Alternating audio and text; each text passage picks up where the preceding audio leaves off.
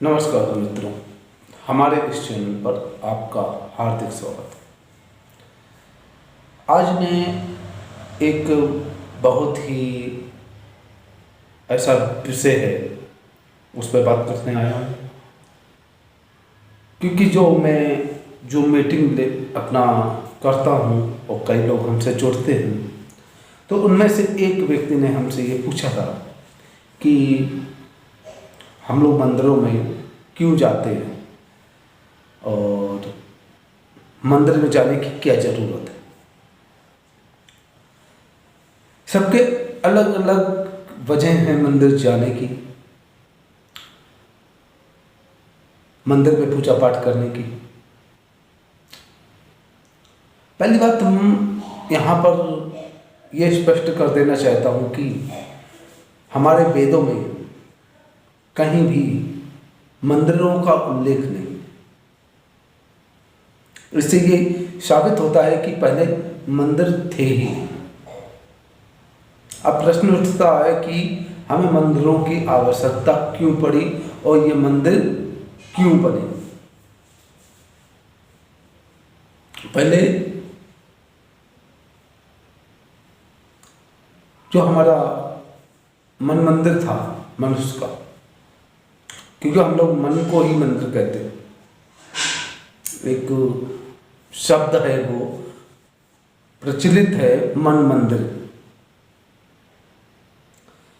तो मन पहले के लोगों का एकाग्र था। जो मन था वो उसकी जो पहुंच थी, तो वो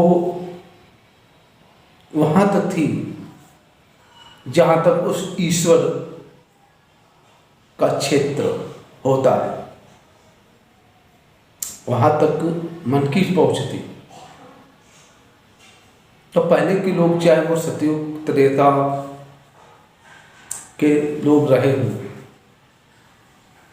जो बहुत ही ज़्यादा तपस्वी रहते थे, ऋषि मुनि होते थे,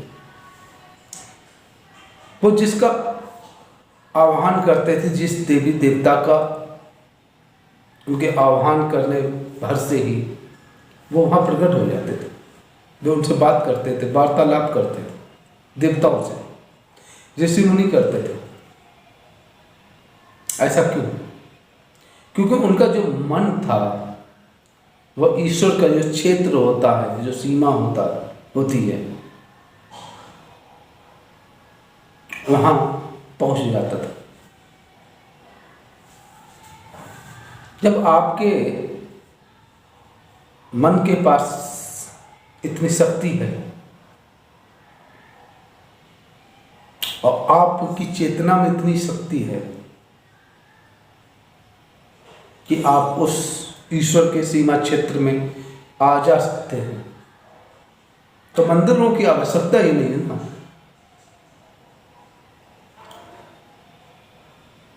मंदिरों की आवश्यकता हमको तब पड़ी जब हमारा जो मन है वो निर्मल हो गया, निर्बल, कमजोर हो गया।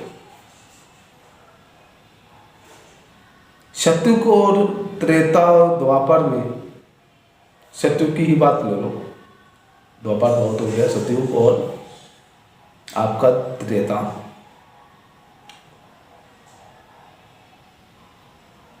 इस युग में इसीलिए वेदों में उल्लेख नहीं है, क्योंकि उस समय सभी लोगों का जो मन था वो एकाग्र था, जागृत था, आ जा सकता था देवताओं के क्षेत्र में, उनसे वार्तालाप कर सकता था।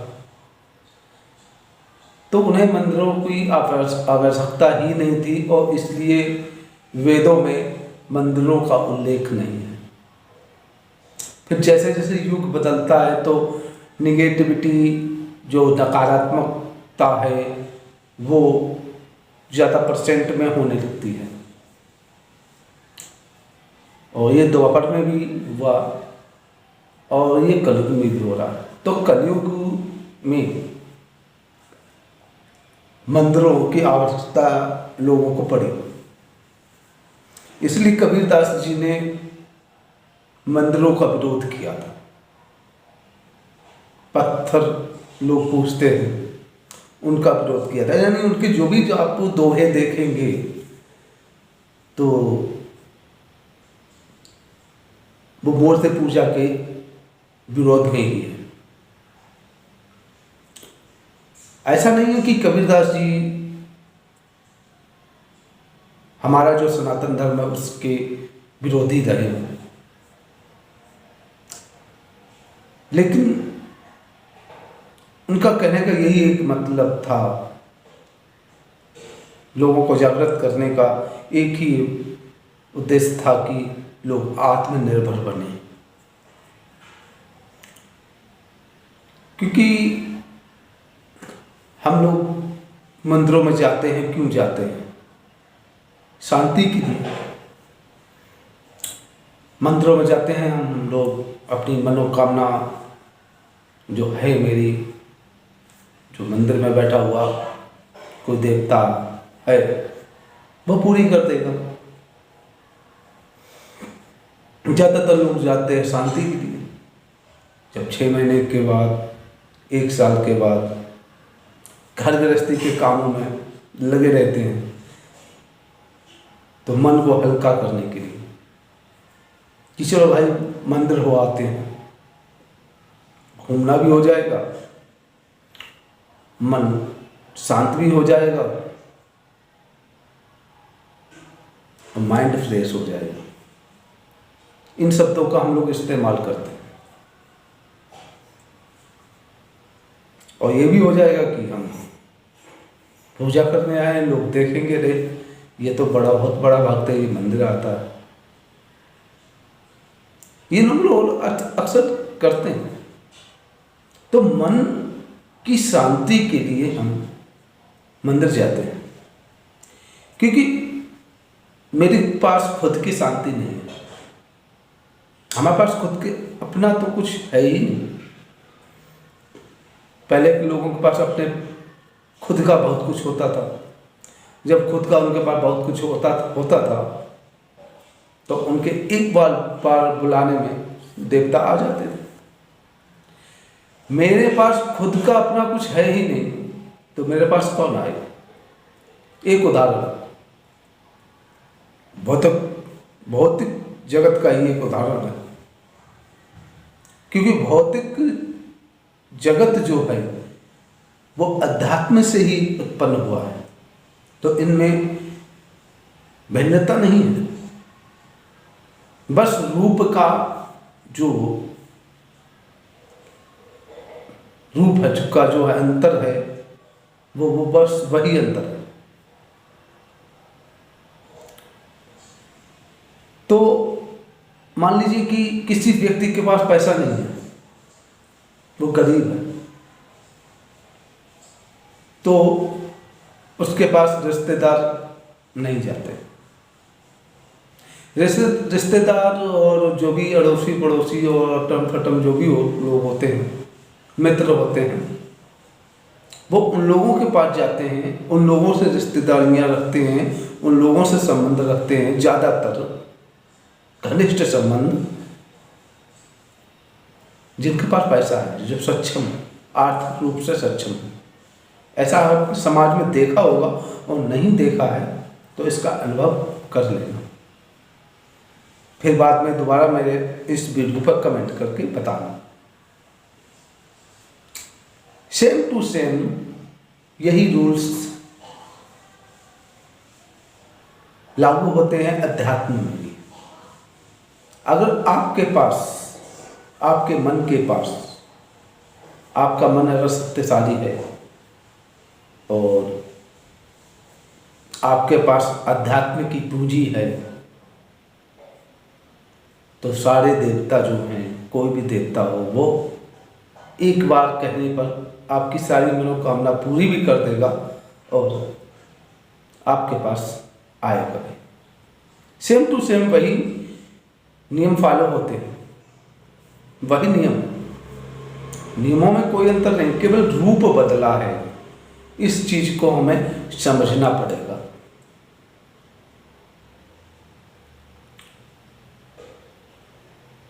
तो हमें क्या करना है? आत्मनिर्भर बनना है। क्योंकि अक्सर हम मंदिर जब जाते हैं शांति प्राप्त करने के लिए, हमको शांति मिल जाती है और वो तब तक मिलती है जब तक हम मंदिर के परिक्षेत्र में हैं। और वो किसकी शांति होती है? वो पूंजी किसकी होती है? वो पूंजी उसकी होती है कि जो देवता की जो मूर्ति है वो लगी हुई है वहां पर।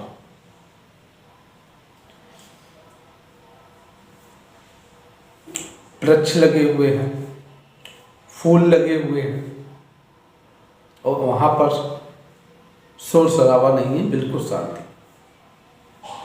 तो उसकी जो देवता जो बैठा हुआ है वहां पर, जिसकी मूर्ति लगी हुई, उसकी जो सकारात्मक ऊर्जा है वो वहां पर शांति स्थापित किए हुए है। इसीलिए आपको ये महसूस होता है कि हमें वहां पर शांति मिल रही है और मिलती भी है।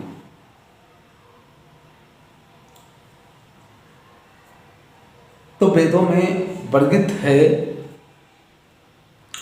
कि आप इस चीज को खुद भी प्राप्त कर सकते हैं। ये जो वेद दिए गए हैं वो इंसानों के लिए ही दिए गए हैं, मनुष्यों के लिए ही दिए गए हैं।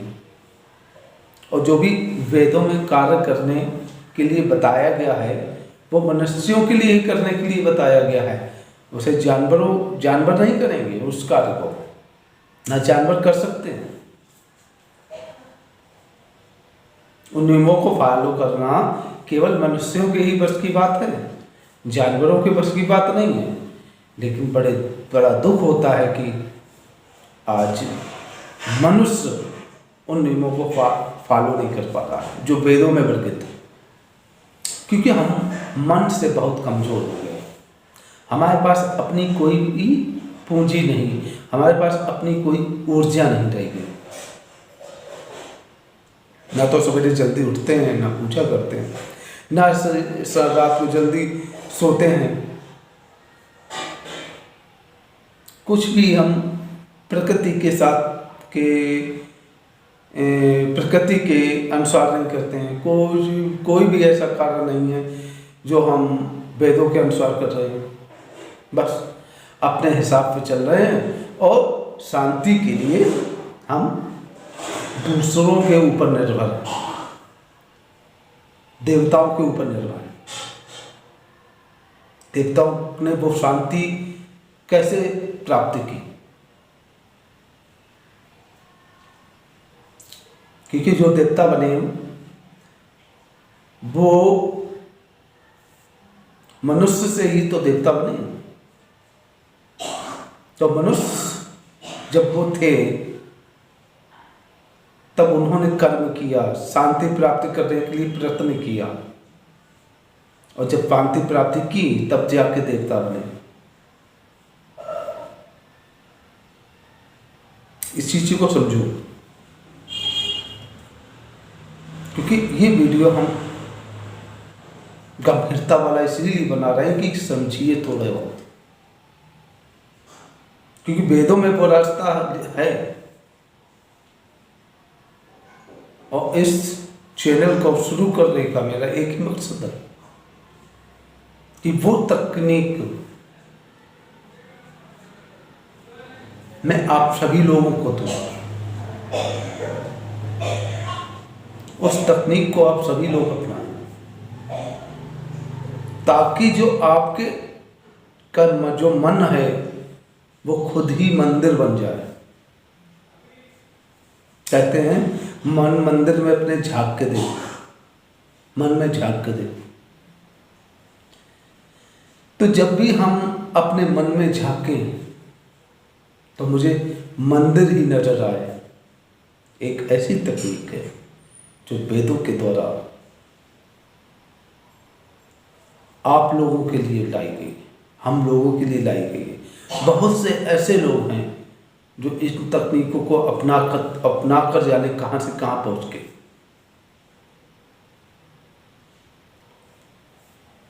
मंदिर जाने का मकसद केवल एक यही है कि हमें शांति चाहिए, और शांति के लिए सारे लोग भटक रहे हैं।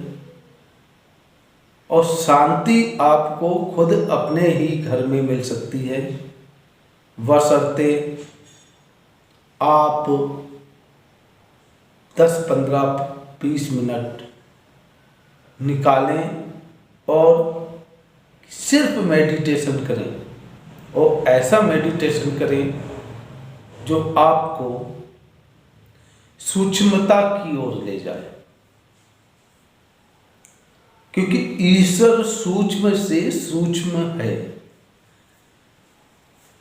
और जब तक आप सूक्ष्म नहीं होंगे, यानी कि आपका मन, आपका शरीर, आपका मस्तिष्क अगर सूक्ष्म नहीं होगा, तब तक आप उस ईश्वर के परिक्षेत्र में, उस ईश्वर की सीमा में प्रवेश कर ही नहीं सकते। और जिस दिन आपने उसकी सीमा में प्रवेश कर लिया, उस दिन आपको शांति मिल जाएगी और आप आत्मनिर्भर बन जाएंगे। फिर आपको किसी के ऊपर निर्भर होने की जरूरत नहीं पड़ेगी। आपने देखा होगा, आपने सुना भी होगा, अपने ही शास्त्रों में, अपने ही जो धार्मिक जो भी कहानियाँ हैं उनमें पढ़ा भी होगा कि देवता तक जो इस पृथ्वी पर जो ऋषि रहते थे, ऋषि लोग थे, तो देवता तक उनसे घबराते थे। वो क्यों घबराते थे? वो डरते थे। क्यों डरते थे? दुर्वासा ऋषि, उससे उनसे तीनों लोगों के लोग घबराते थे। क्यों? उनके सामने तक नहीं आने से डरते थे। क्यों? कहीं वो क्रोधित होकर श्राप ना दे दें, क्योंकि उनके अंदर पावर थी, और ऐसी पावर थी कि सभी लोग उनके नतमस्तक थे, चाहे देवी हो चाहे देवता हो। लेकिन क्या दुर्वासा ऋषि क्या देवता थे कि ईश्वर थे? वो एक मनुष्य थे, ऑनरली मनुष्य। हमारा जो सनातन धर्म है वो बहुत बड़ा है, उसे समझो, उसका विश्लेषण करो।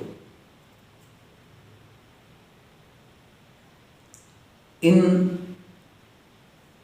मंदिरों में ऐसा नहीं है कि शांति, इन मंदिरों को छोड़ ही दो बिल्कुल,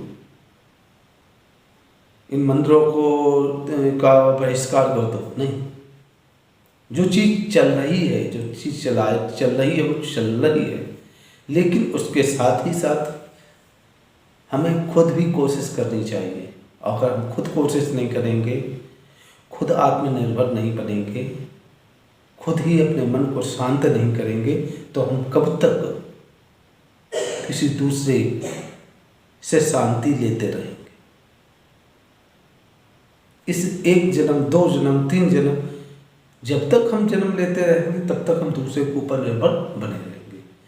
तो कोशिश ये कीजिए, स्टार्ट कीजिए कि हम खुद निर्भर हो जाएं और मेडिटेशन करें, ताकि हम अपने मन को और भी ज़्यादा शक्तिशाली बनाते चले जाएं। तो हमें ज़रूरत ही नहीं पड़ेगी कि हमें शांति के लिए मंदिरों तक जाना पड़े। तो कुछ लोग यहाँ पर ये सोचते हों, कह रहे होंगे कि ये मंदिरों का विरोध कर रहे हैं। मंदिरों का मैं विरोध नहीं कर रहा हूँ। यहाँ पर सिर्फ मैं अपने वेदों का समर्थन कर रहा हूँ, जो अपना सनातन धर्म है उसका समर्थन कर रहा हूँ, और अपने धर्म का समर्थन करना कोई बुरी बात नहीं है। तो आशा करता हूँ कि ये वीडियो आपको अच्छा लगा होगा, मेरी भाई बात अच्छी लगी होगी। तो कमेंट बॉक्स में ज़रूर बताइएगा, और मेरे इस चैनल को सब्सक्राइब जरूर कीजिएगा। और कोई भी प्रश्न आपके मन मस्तिष्क में आ रहे हों, उनको कमेंट बॉक्स में ज़रूर पूछिएगा, और मैं उसका आपको उत्तर दूंगा। और मेरे इस चैनल को सब्सक्राइब भी जरूर करें। नमस्कार।